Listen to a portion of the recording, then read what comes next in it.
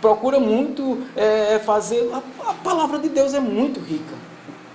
Quando eu pego um texto, eu digo, não, o texto aqui dá para falar 2, 3, 4, fazer o sermão de Paulo, que o cara caiu lá de cima da sacada, né? De cima da janela, né? Muita coisa que podemos aprender, irmãos, com a palavra de Deus. Pega um versículo, medite na palavra de Deus. Sede sóbrios, esperai inteiramente na graça. Você está esperando na graça? Estamos esperando inteiramente na graça de Deus? A frase é revelação de Jesus Cristo. Revelação de Jesus Cristo refere-se a quê? Revelação de Jesus Cristo nesse contexto. Se vos inteiramente na graça, que se vos ofereceu na revelação de quem? A revelação de Jesus Cristo. Dá o sentido que Jesus veio e também voltará na retirada, no resgate do Senhor Jesus Cristo a todos os crentes. Você tem essa segurança em Jesus Cristo? Tem essa segurança que Jesus Cristo a qualquer momento vai estar nos resgatando? Essa é a esperança que a palavra de Deus nos traz.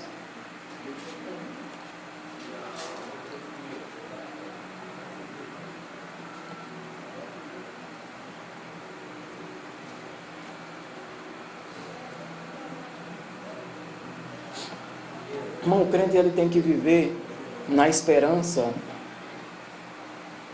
certa, não é de que vai vir o pior, não. O pior já está acontecendo com o mundo aí, não, aí fora. A desgraça, tudo aí está com o mundo. Mas o crente nascido de novo, ele vive na esperança certa de que o melhor vem. A esperança dele é a revelação de Jesus Cristo. A esperança do crente é ser tirado, a retirada dos crentes. Para essa dispensação agora, nossa esperança é a revelação de Jesus Cristo. A nossa esperança não é um governador, um salvador da pátria, aí como muitos votaram aí pensando, é bom, graças a Deus foi eleito alguém diferente dos partidos comunistas. Mas a nossa esperança não é nisso aí, não. A esperança do crente é na revelação do nosso capitão, né? Esse capitão está aí, não. A nossa esperança é em Jesus Cristo. Ele sim é o nosso general. O capitão da salvação é Cristo, o Salvador, né? Jesus, o Rei dos Reis, o hino que a gente cantou hoje pela manhã. Hino 85, né?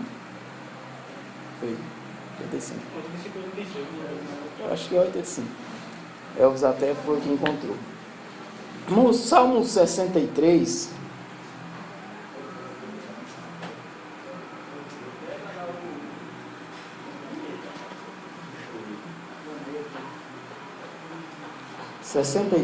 versículo 3, tem um versículo interessante que diz assim, os acharam 63:3, porque a tua benignidade é melhor do que a vida. Os meus lábios te louvarão. Vou ler novamente. Porque a tua benignidade é melhor do que a vida. Os meus lábios te louvarão. Que a gente, que os irmãos possam refletir que a graça de Deus, a bondade de Deus é melhor do que a vida. A bondade, a graça de Deus é melhor do que a vida. É o que Salmo 63 diz. Romanos 14:8, Paulo, dentro desse mesmo contexto, traz uma revelação parecida. 14, versículo 8. Textos para nós decorar, irmãos. Romanos 14:8. A palavra de Deus diz, Romanos 14:8, porque se vivemos, para o Senhor vivemos. Se morremos, para o Senhor morremos. De sorte que, ou vivamos ou morremos, somos do Senhor. Amém? Quer vivemos, quer vivo, quer morto, quer... É para o Senhor, irmãos. Se você vive, para o Senhor. Estou morrendo, é para o Senhor. Essa é a vida do crente. É desse modo, irmãos, não é à toa que Satanás tenta de todos os modos influenciar o crente a se recusar a estar dentro da palavra de Deus, dentro da vontade de Deus, dentro da obediência. Satanás, ele tenta frustrar o crente nos momentos difíceis, nos momentos de dificuldade, para que o crente não esteja dentro desse contexto, dentro do contexto de fé, dentro do contexto de esperança em Cristo.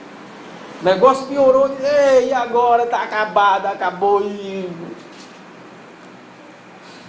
Crente, irmão, morrendo, vivendo, quebrando, endireitando, é para Deus.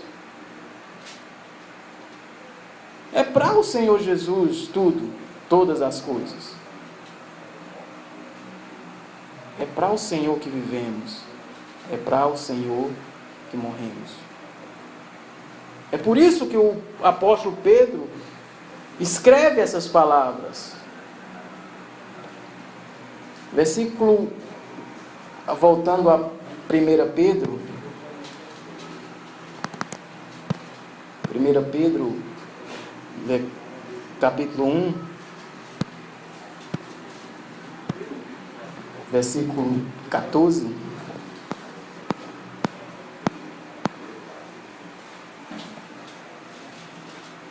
Como filhos obedientes,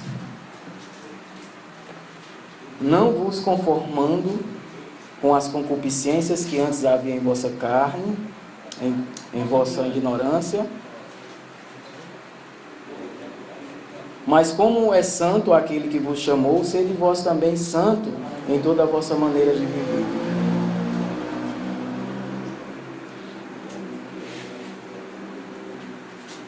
Irmãos, ele diz, não vos conformando. O que é não vos conformando? É não vos moldando, não tomando conforma, não tendo conformidade com as concupiscências de antes, não tomando a mesma forma.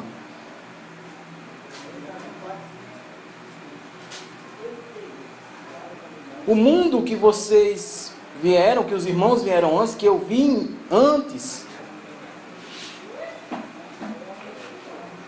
não pode mais, não posso mais ter a mesma forma de antes. Eu não posso ter as mesmas atitudes que eu tinha antes. Eu não posso ter o mesmo comportamento que eu tinha antes.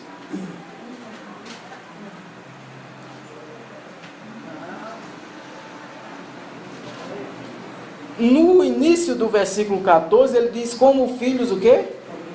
Obedientes. Somos filhos obedientes, filhos da obediência. Fomos gerados exata e exclusivamente por causa da obediência de Cristo. Somos filhos da obediência, não somos filhos da desobediência lá de Adão, não. Nós fomos gerados de novo por causa de Cristo, por causa da palavra do Senhor Jesus, que é o próprio Deus, que é o próprio Jesus Cristo.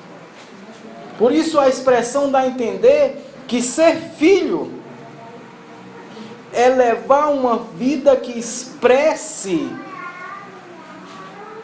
a obediência de Cristo, que expresse essa essência, que expresse isso em nossas atitudes. E por sermos filhos da obediência, filhos obedientes, devemos recusar a antiga forma de pensar e agir que tínhamos antes. Não nos moldando ao que éramos antes, mas moldando-se ao que somos de novo, gerados de novo, filhos de Deus. Temos que se moldar a essa natureza, a essa nova vida. Essa vida que deve servir-nos de molde, de bitola, de padrão. Esse é o padrão. Esse é o crivo que devemos passar todas as nossas atitudes, todos os nossos pensamentos. O crivo que devemos usar é o crivo do novo homem, não o crivo do velho homem. Ah, porque antes eu fazia assim, mas não usa mais esse padrão. O padrão não é mais esse. O padrão agora é do filho obediente. Ah, porque eu já, na minha vida, antes de ser crente, eu levava a vida assim. Levava uma vida desse modo. Mas não devemos mais usar esse padrão, esse crivo. Devemos usar nova maneira de viver. Interessante notar que ainda dentro do contexto do versículo 14, tem 3 pontos interessantes, 3 elementos importantes que o escritor, o apóstolo Pedro usa. Ele usa: como filhos obedientes, não vos conformados com as concupiscências que antes havia em vossa ignorância. Essa concupiscência, irmãos, a gente já sabe mais ou menos. Todos aqui já sabem o significado do que é concupiscência, que é um desejo desenfreado. Podemos usar uma coisa mais usada, paixão, né? Paixão é um tipo de concupiscência, que é algo sem pensar, que é algo onde o mundo começa a girar em torno de uma coisa. Quando estamos apaixonados, não podemos só se apaixonar pelo sexo oposto, pela mulher, ou no caso a mulher pelo homem, o homem e assim vice-versa. Podemos se apaixonar por várias coisas. O desejo concupiscente pode surgir em qualquer coisa. Pode surgir num bem material, pode surgir num tipo de vício, num tipo de comportamento que tínhamos antes. Agir como éramos antes, tomar atitudes da velha natureza, não combina mais com o crente. Não é para combinar mais, não é para se encaixar mais na vida do crente. São coisas diferentes. São coisas que não se encaixam mais. Essas paixões, irmãos, essa concupiscência era resultado da ignorância, da falta de entendimento, da falta de conhecimento. Mas agora somos resgatados, iluminados para obedecer a palavra de Deus, para obedecer uma nova maneira de viver, uma nova maneira de lidar com as coisas. Somos desafiados, colocados numa situação agora, a qual devemos eliminar da nossa vida toda a aparência do mal. Tudo aquilo que se molda a minha velha criatura deve ser retirado. Isso não. Isso é do meu velho homem, isso é da minha velha natureza. Isso são paixões antigas, isso são concupiscências antigas do velho homem.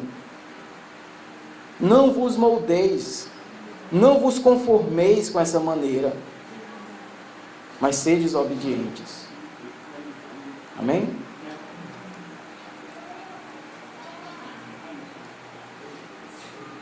Então somos colocados agora para seguir o caminho totalmente contrário àquele que tínhamos antes. Se era um caminho de impureza, agora é um caminho de santidade. Versículo 15 diz: mas como é santo aquele que vos chamou, sede vós também santos em toda a vossa maneira de viver. Irmãos, o padrão que o apóstolo usa aqui é Jesus. O padrão que ele está usando aqui não sou eu, não é o pastor Anísio, não é o pastor Miguel, não é o pastor irmão Hélio, não é nenhum desses santos aí não, que também são santos. Mas o padrão que a palavra de Deus usa é Jesus. Sede santo como Jesus é santo. Paulo diz: me imito porque eu imito a Cristo.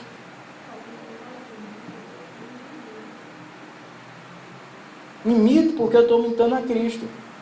Quem me imitar, o meu padrão é Cristo. Tenha esse padrão, o padrão de Cristo. Não tem um padrão baixo, não. Não tem um padrão baixo na sua vida, não. Use o padrão de Jesus na sua vida. Use o padrão dele. 16 diz: portanto, está escrito: sede santos, porque eu sou santo.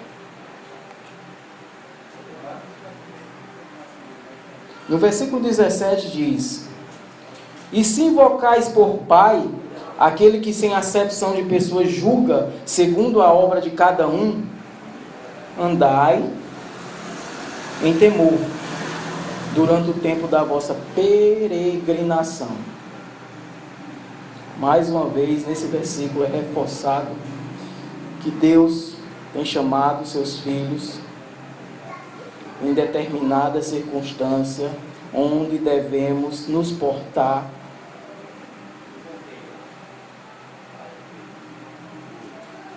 com santidade e com temor a Deus. É chamado esse texto, irmãos, ele traz lembranças de Deus agindo no Velho Testamento. Deus chamando a viver em conformidade com a sua palavra. Deus chamando para viver em conformidade com a sua vontade. Ele diz: se invocais, né? Aí, se invocais por Pai, se invocamos a Deus, se invocais por Pai aquele que sem acepção de pessoa julga segundo a obra de cada um.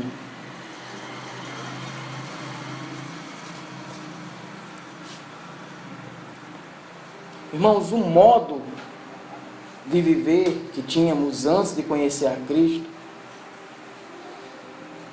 querer viver desse modo, ou então ainda termos na nossa vida ainda comportamentos da velha criatura nativa,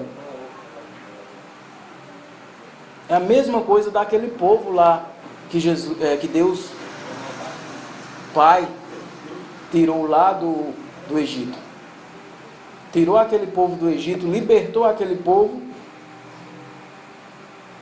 mas eles ainda se comportavam do mesmo jeito quando era lá no Egito. Queria a idolatria, queria viver da mesma maneira do Egito. Então o apóstolo Pedro envia essa carta para nós, para os irmãos também, na atualidade, quando ele escreveu a carta, que eles fugissem dessa postura antiga, que eles saíssem desse modo operante que eles tinham antes. Um modo operandi, né? Precisamos abandonar essa maneira antiga de viver, se ainda temos elementos dela.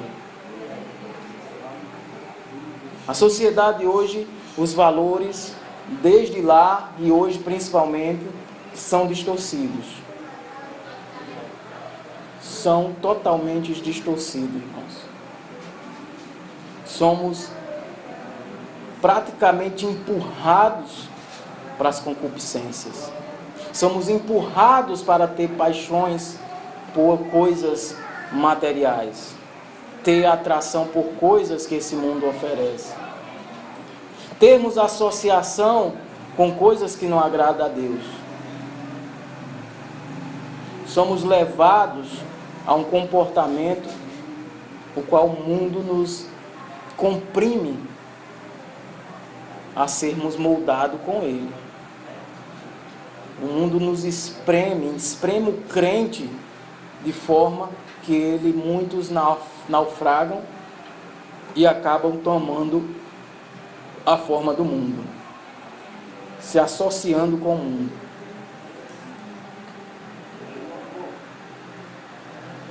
No versículo 18, dando continuidade à carta, primeiro capítulo da carta de Pedro, o apóstolo Pedro, inspirado pelo Espírito Santo, escreve: sabendo que não foi com coisas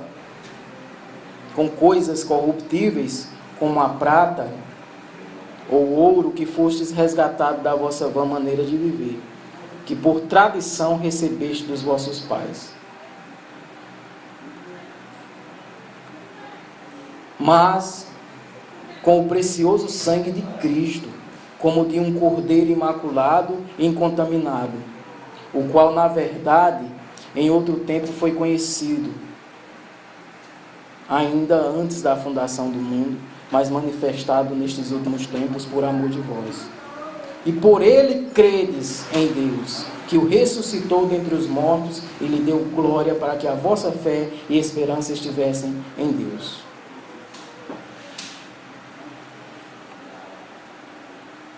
Deus não pagou a nossa redenção com qualquer coisa, irmãos.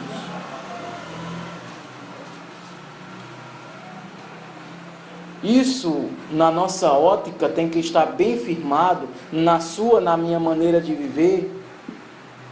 Essa informação deve estar gravada em nós, que o valor que foi pago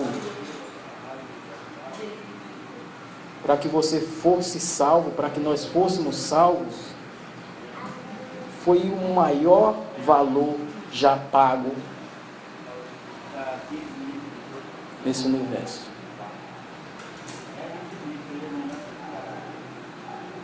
A nossa redenção foi um fato consumado por Cristo. Sabendo que fostes resgatados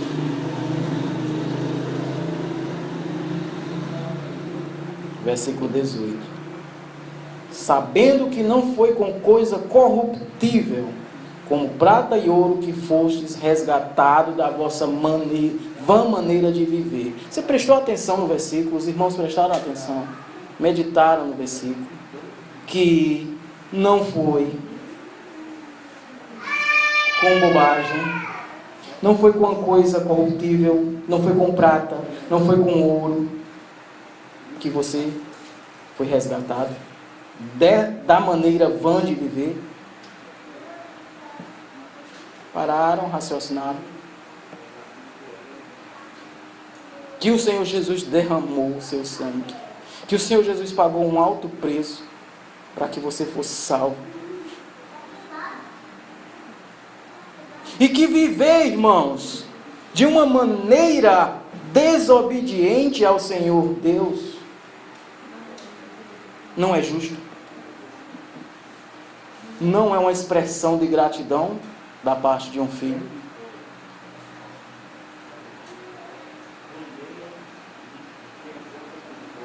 Isso se chama dureza de coração. Irmãos, isso nos leva a pensar que estamos agindo da mesma forma daqueles irmãos crentes em Deus, filhos de Deus, que foram retirados do Egito, que viram o mar se abrindo, que passaram a pés secos, que viram seus inimigos sendo devorados pelo mar, e que ainda continuaram murmurando.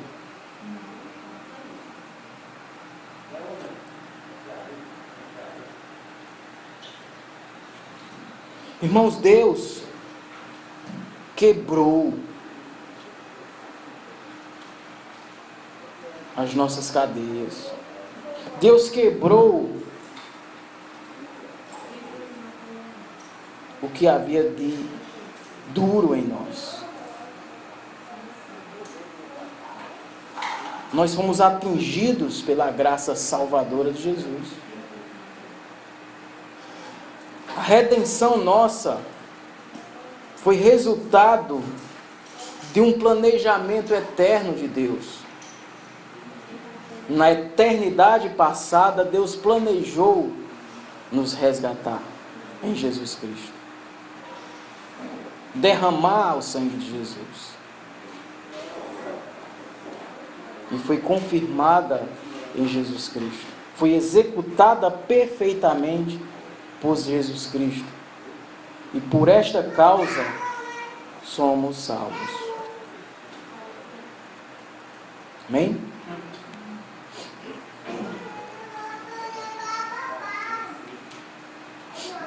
Algo tão precioso, irmãos, não sei se lhe constrange como me constrange, mas às vezes eu vejo, uma situação numa igreja aí dessas, que a pessoa faz uma fila para contar testemunho, né? Aí o pastor perguntou: conta a bênção, irmã. A irmã disse: pastor, eu fui salva por Jesus. Aí o pastor disse: mas irmã, agora pode contar a bênção. Pode contar a bênção. Não, fui salvo. Não, mas conta a bênção. Qual foi a bênção? Não fui salvo por Jesus. Não, mas conta o que foi a bênção. Ser salvo por Jesus não é bênção.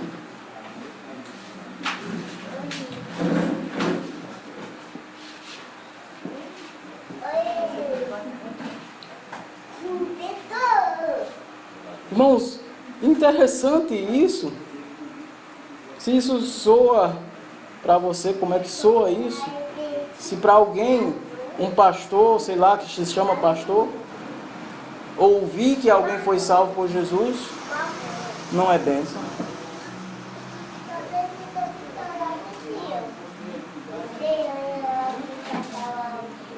E o interessante de notar é às vezes que você amanhece o dia e termina o dia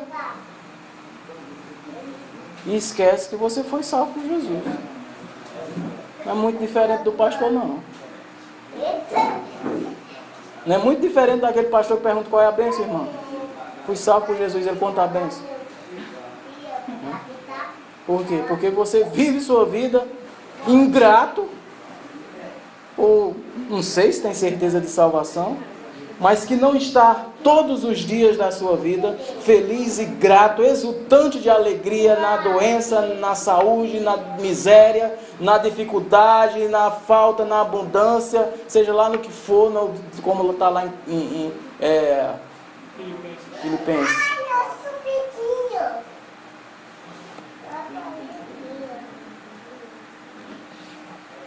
Irmão, existe esse tipo de crente falso, que vive exatamente esperando em Deus bênçãos materiais, esperando de Deus algo que não é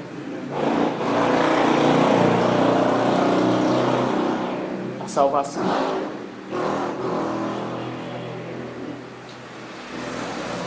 E existem várias fábricas dessa daí. Fábricas de crente falso. Fabricando e fabricando. Está lá, sou crente, sou crente, sou crente. Tudo falso. Não deixemos nos enganar. Andemos com Deus. Eu sempre costumo dizer isso. Não andemos com Deus, independente do contexto em que você vive.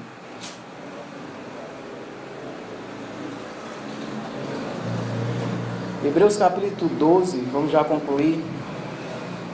Hebreus 12, 12.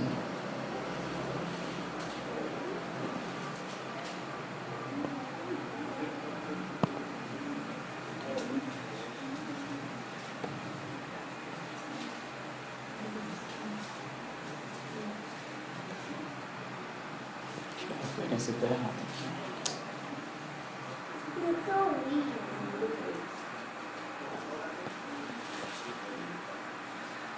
Rodeados de grandes nuvens de testemunha, não é 12, 12 não. Eu estava no capítulo 11. Acho que é 11, 12, né?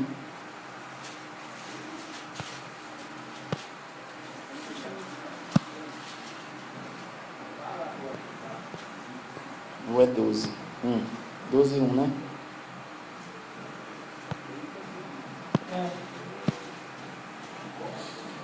Portanto, nós também, pois que estamos rodeados de uma tão grande nuvem de testemunhas, deixemos todos o embaraço e o pecado que tão de perto nos rodeia e corramos com paciência a carreira que nos está proposta. Concluindo, irmãos, o mundo o qual nos rodeia aí está com o ABS quebrado, com o freio quebrado. É uma descida sem freios.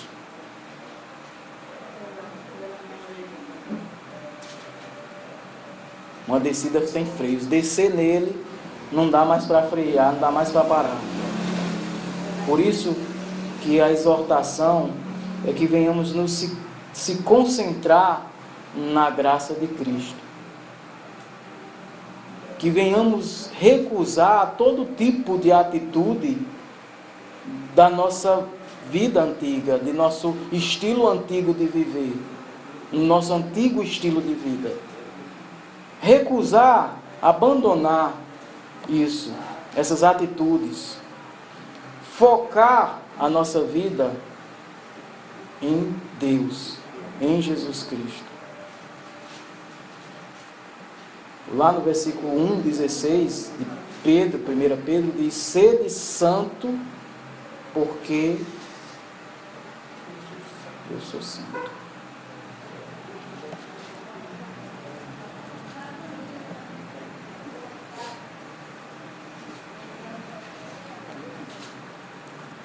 É essa a atitude do crente. Ele tem que estar correndo em direção a esse alvo, em direção a esse alvo. Paulo disse, não que eu já tenha alcançado, né? Mas todo dia eu me esforço, eu corro em direção ao alvo, que é Jesus Cristo, que é a estatura de Cristo. Amém? Possamos aplicar na nossa vida a palavra de Deus, abandonando todo o embaraço. O que é que te embaraça? Deixando todo o embaraço. Imagina quando a Bíblia vem usar a expressão embaraço, né? Embaraço. O que é que nos embaraça? O que é que nos deixa embaraçados? A expressão aqui na LTT, vamos ver o que é.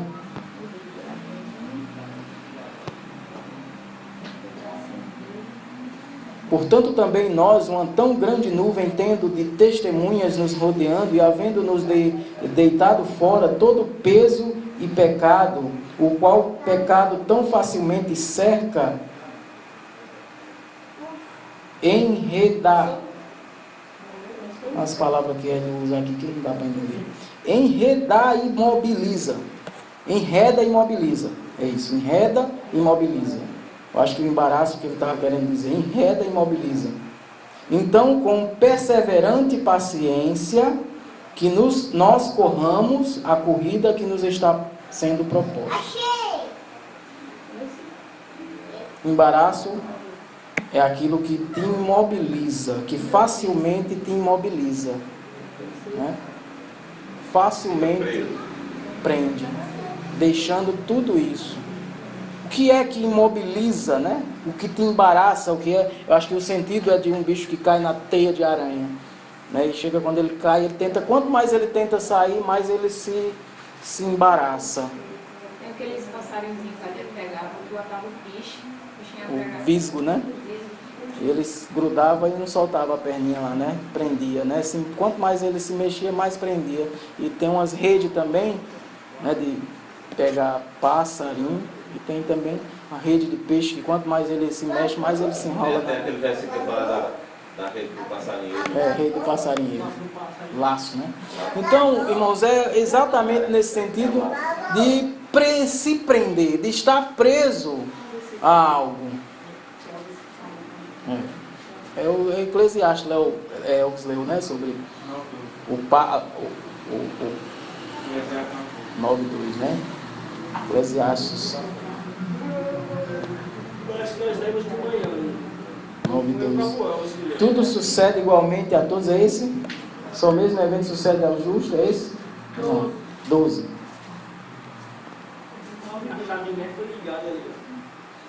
Que também o homem não sabe o seu tempo, assim como os peixes que são apanhados com rede, é porque está na LTT, captura maligna, e com os passarinhos que se prendem com laço. É desse modo, irmãos, que o texto de Hebreus aí está me dando, Hebreus 12:1. Hebreus capítulo 12, versículo 1.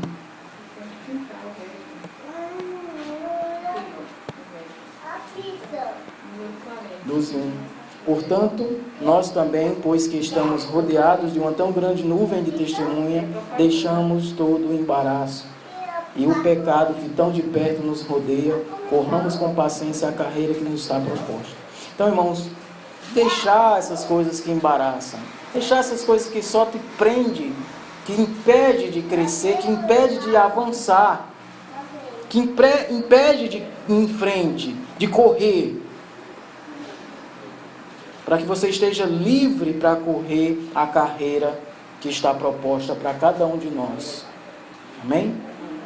Que Deus abençoe a cada um dos irmãos, que possam meditar, que possam ler em casa, meditar nesses versículos e outros que lemos essa noite, e os irmãos possam crescer, largando, deixando o embaraço e o pecado, esse pecado que está perto, que rodeia sempre, que sempre nos embaraça.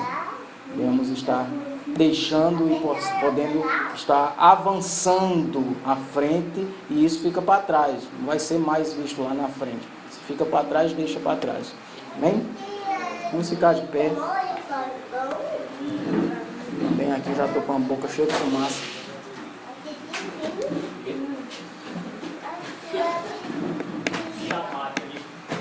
Caipora. Ficar de pé e pedir ao irmão Elvis que nos eleve a Deus em oração, encerrando mais um serviço de adoração ao Senhor. Senhor Deus, obrigado por esse dia, obrigado pela semana que passou, e que essa semana que inicia, Senhor, nós venhamos cada vez mais buscar a tua presença, buscar o teu conhecimento, que o Senhor aplique o Espírito de hoje em nossos corações, e possamos viver com uma vida e com uma esperança daquilo que o Senhor nos preparou.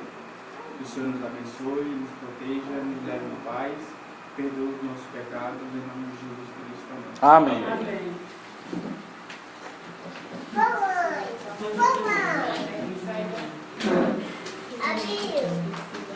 Esse negócio está complicado, esse cigarro aí, né? Quer cigarro?